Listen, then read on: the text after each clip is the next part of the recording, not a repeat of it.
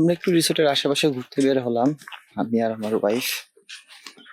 তো আশেপাশে যে চা বাগান আছে, আসলে চা বাগানগুলোতে একটু উঠবো। এই যে চা বাগানের শুরু, আশেপাশে সবই চা বাগান। একটু পাশে ঘুরি, কি বলো? টিলার উপর উঠতে হবে। কোন টিলে উঠবা বলো?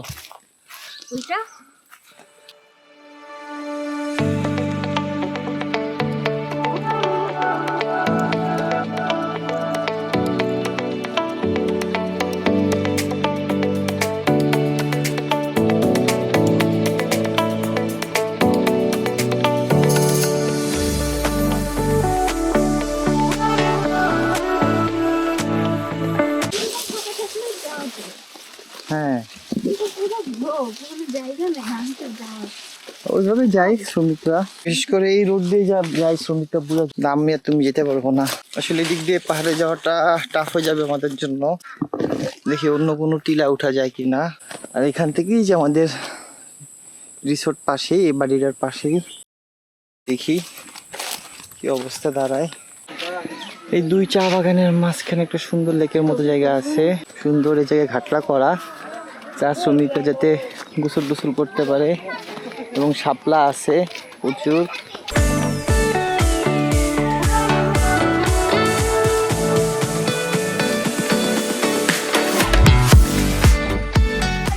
ওই যে কাঠের বাড়ি, ওইটা আমাদের রিসোর্ট।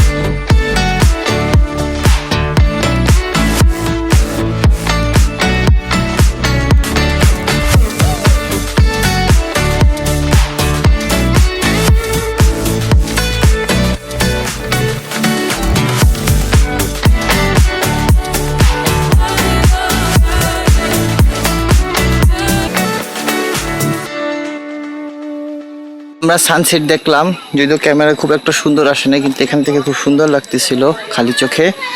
এরপর চা বাগানে হাঁটলাম, বিকালটা খুবই সুন্দর কাটছে। এই যে ম্যাডাম আটকায় গেছে, আসো। এটা এই কোম্পানির চা বাগান।